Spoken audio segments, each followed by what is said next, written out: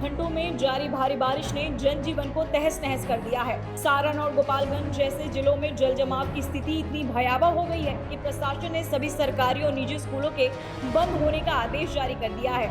आंगनबाड़ी केंद्रों में भी छुट्टी घोषित की गई है ताकि बच्चों की सुरक्षा सुनिश्चित की जा सके। इस बारिश ने न केवल शिक्षा को प्रभावित किया है बल्कि किसानों की जिंदगी को भी बुरी तरह प्रभावित किया है। धान, मक्का, गन्ना और खासकर सब्जियों की फसलें पानी में डूबकर खराब हो गई है, लेकिन किसान अब मुआवजे की मांग कर रहे हैं क्योंकि फसल बर्बादी से आने वाले दिनों में सब्जियों के दामों में भारी उछाल की आशंका है। शहरी इलाकों में सड़कों पर पानी भर गया है जिससे ट्रैफिक व्यवस्था पूरी तरह चरमरा गई है। कई लोग अपने घरों में पानी के कारण फंसे हुए हैं और छतों या ऊंचे स्थानों पर शरण ले रहे हैं। प्रशासन राहत और बचाव कार्यों में जुटा है।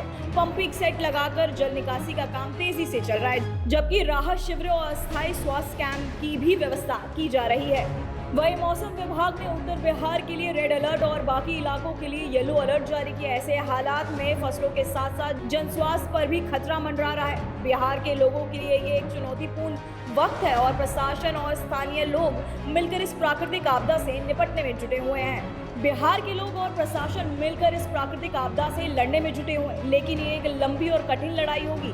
इस बीच जरूरी है कि सभी लोग प्रशासन के निर्देशों का पालन करें, सुरक्षित रहें और एक दूसरे की मदद करें। मौसम विभाग ने बिहार के लिए आगामी दिनों में भी भारी बारिश की चेतावनी जारी की है।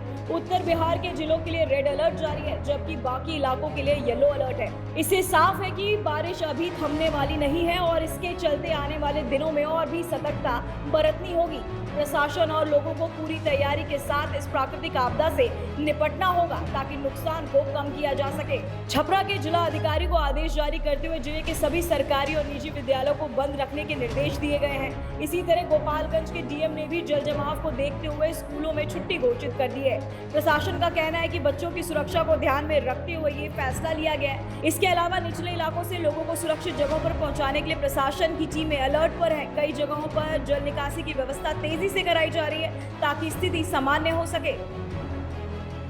बारिश के कारण कई क्षेत्रों में बिजली आपूर्ति बाधित हो गई है। सड़कों पर पानी भरने से यातायात व्यवस्था चरमरा गई और लोगों को सफर करने में भारी मुश्किल हो रही है। रिक्शा, बाइक और छोटे वाहनों का चलना मुश्किल हो गया है। लोगों का कहना है कि प्रशासन को पंपिंग सेट और राहत शिविरों की व्यवस्था करनी चाहिए ताकि जल जमाव से जल्द छुटकारा मिल सके। वहीं किसान संगठन मांग कर रहे हैं कि फसलों के नुकसान का सर्वे कराया जाए और प्रभावित किसानों को मुआवजा दिया जाए। मौसम विभाग ने उत्तर बिहार के कई जिलों के लिए रेड अलर्ट और बाकी इलाकों के लिए येलो अलर्ट जारी किया है। इसका मतलब है कि भारी बारिश का दौर अभी भी जारी रह सकता है, जिसके चलते प्रशासन और जनता को पूरी सतर्कता बरतनी होगी। बिहार के लोग और प्रशासन मिलकर इस प्राकृतिक आपदा से निपटने में जुटे हैं, लेकिन ये एक लंबी लड़ाई होगी। ऐसे मुश्किल हालात में आवश्यक है कि सभी लोग प्रशासन के निर्देशों का पालन करें, एक दूसरे की मदद करें और सावधानी बरतें।